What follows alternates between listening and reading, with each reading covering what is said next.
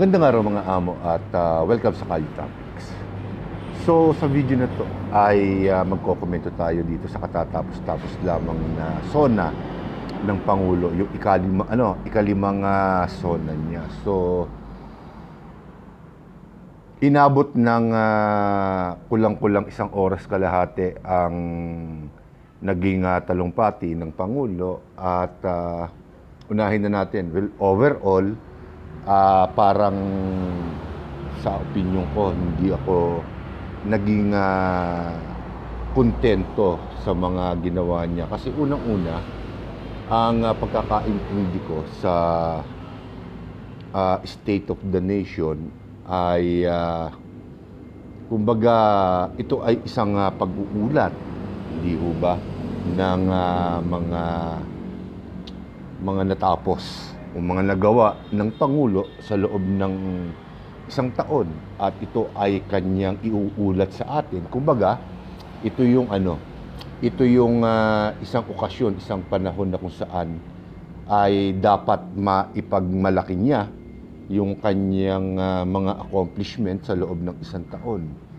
Pero pinanood ko ng buo yung kanyang talumpati at medyo nakukulangan ako at nagugulumihan. Tama ba yung Tagalog? Nagugulumihan ako. Nahihiwagaan ako sa mga binanggit o binigkas ni Pangulong Bongbong Marcos. Unang-una na po dito, syempre yung mga hindi ko nagustuhan. Hindi ho ba? Itong flood control, itong mga infrastructure projects na di umano ay uumpisahan, natapos, walang malinaw. Ito pa isa, narinig ko na naman yung walang kakwenta-kwentang proyekto ng ating gobyerno, yung mga ayuda, yung mga cash incentive na sinasabi. Alam naman natin na diyan o isa yan sa mga pinagmumulan ng korupsyon sa ating gobyerno. At syempre itong PhilHealth, hindi ho ba? Hanggang ngayon, hindi pa malinaw sa atin kung ano ba talaga ang nangyari dun sa 60 plus something billion na ipinasosoole ng Korte Suprema. Walang ulat sa atin ng Pangulo patungkol doon. Parang ang naintindihan ko ron sa kanyang speech, sa kanyang talumpati ay dinivert nila. Parang ganun yung maliliit na bahagi ng mga binanggit ko ngayon ang kanyang talumpati, yung kanyang mga unang bahagi ng talumpati. Bukod doon, yung education system natin, kung papaano daw nila i-improve. I mean, bakit ganun? Hindi ba? Imbis na maging ulat o mag-ulat siya sa atin, ang ginawa niya parang nangangako na naman siya ng mga bagay na gagawin niya sa susunod na isang taon mahigit o kulang-kulang 2 taon ng kanyang nalalabing oras sa kanyang tungkulin, di ba? Magdadalawang taon na lang, magkakaroon na naman ng eleksyon. So, ako, sumasakit ang ulo ko dito sa naging State of the Nation State of the Nation Address o SONA ni Pangulong Bongbong Marcos, dahil masasabi ko 90% ng kanyang talumpati ay binuo lamang ng puro pangako. Ang nakakasuya pa nito, pinapalakpakan pa ng mga kongresista yung mga pangako na naman na binitawan ni Pangulong Bongbong Marcos. So, totally, katulad ng mga sinasabi ko sa dati kong, sa mga nauna kong video,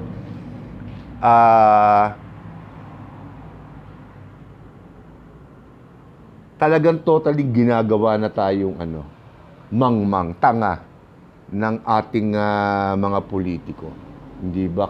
Sukat na kahit lumabas silang katawa-tawa at magmukhang gago, papalakpakan nila yung mga ganong uri ng talumpate. Another pangako na naman siguro sa isip nila, additional pondo na naman ito sa kanila. Kasi masasabi natin, karamihan o hindi man karamihan, yung ilan sa kanila ay alam naman nating sangkot sa dito sa flood control project na dito sa flood control scandal na naging bahagi ng talumpati ni Pangulong Bongbong Marcos. Nakaka-insulto ng katalinuhan ng isang Pilipino ang pinaggagawa ngayon o ang pinaggagawa ng ating mga kongresista, ng ating mga senador na nandoon, at pati yun na alam nilang dapat ay mag-ulat ng accomplishment ng ating Pangulo, karamihan sa mga sinabi ng Pangulo ay puro pangako lamang. So, nakakalungkot. Hindi ko kayang ipaliwanag pa isa-isa kung ano ang binanggit niya sa ganitong particular na subject, yung flood control, ang mga infrastructure, ayuda, kasi aabutin tayo ng siyam-siyam. Pero mas gusto kong tumutok na lamang dito sa flood control. Doon sa flood control, halos 5 minuto lamang ang ginugol ng Pangulo at nangako na naman siya na sa ayon daw sa ombudsman ay malapit na raw na makasuhan ng patong-patong na kaso siyang dating speaker, si Martin Romualdez. So, another pangako na naman. So, ito, walang halong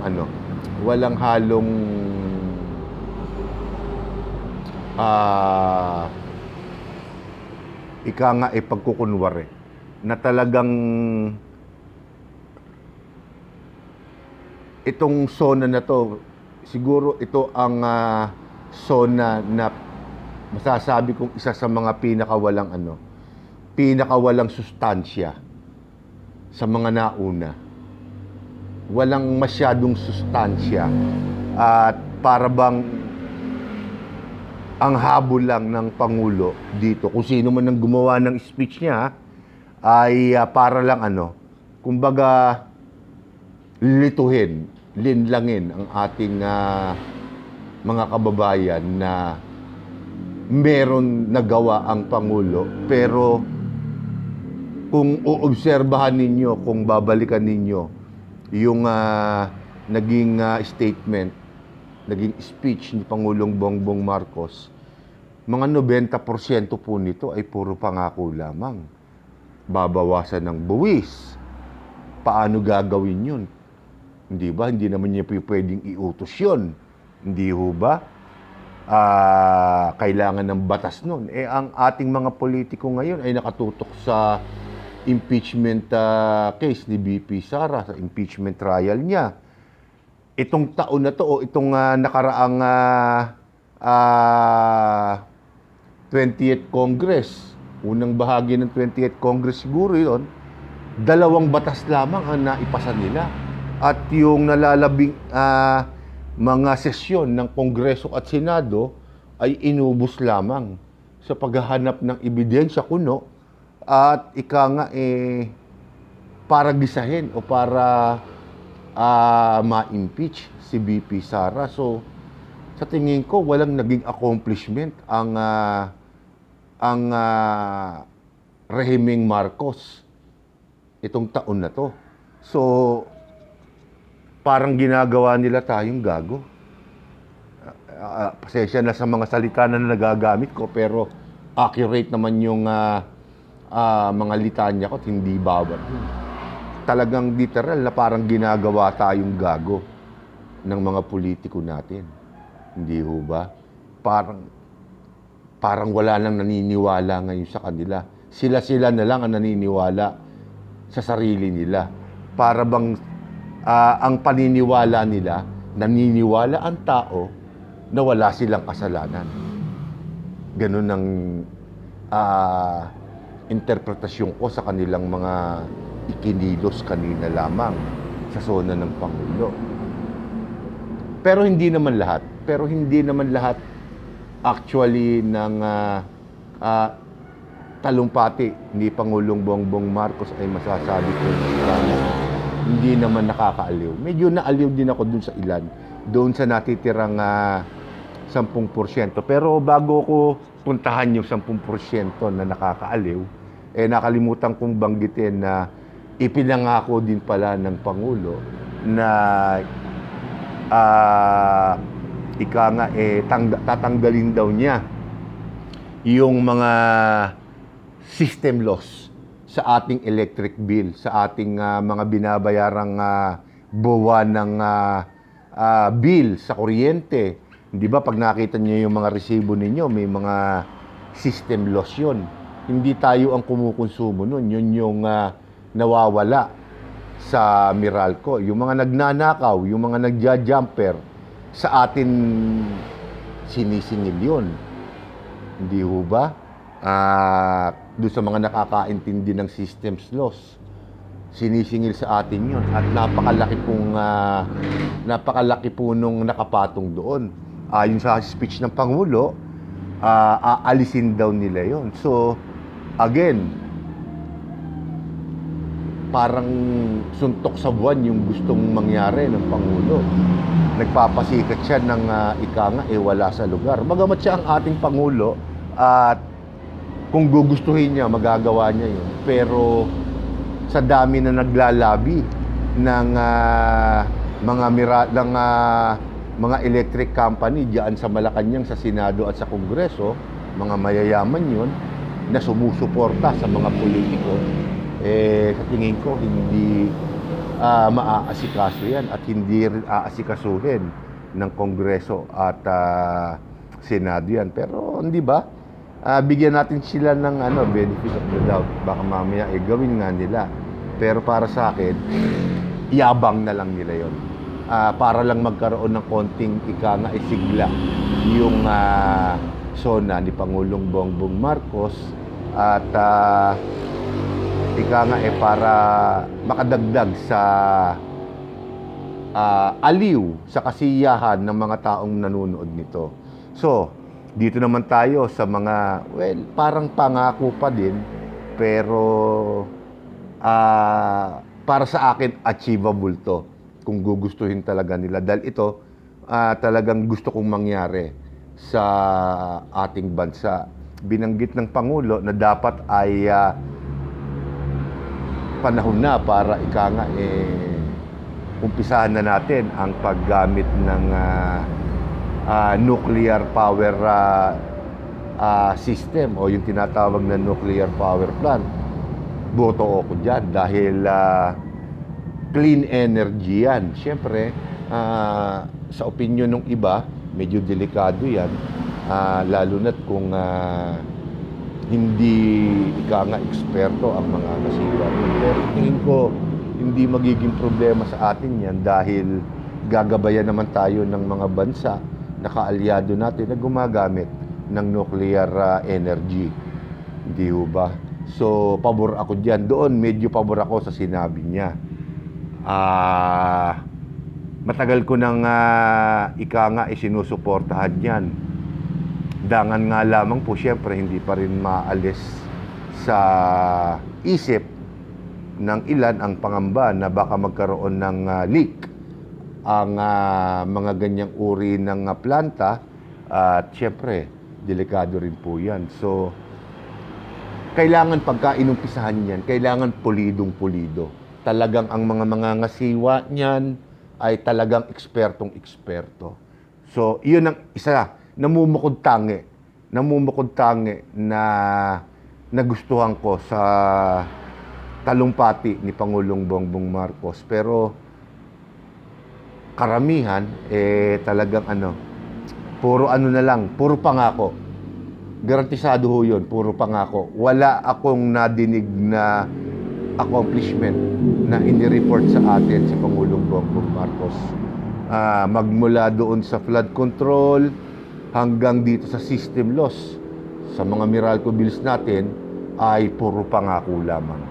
Dahil yung mga bagay na yun, talagang mangangailangan ng panahon, mangangailangan ng oras, at effort, bagay na kakapraso na lamang ang meron ang ating mga kongresista at senado. Dahil alam naman po natin na pagkatapos ng 2026 ay 2027 na.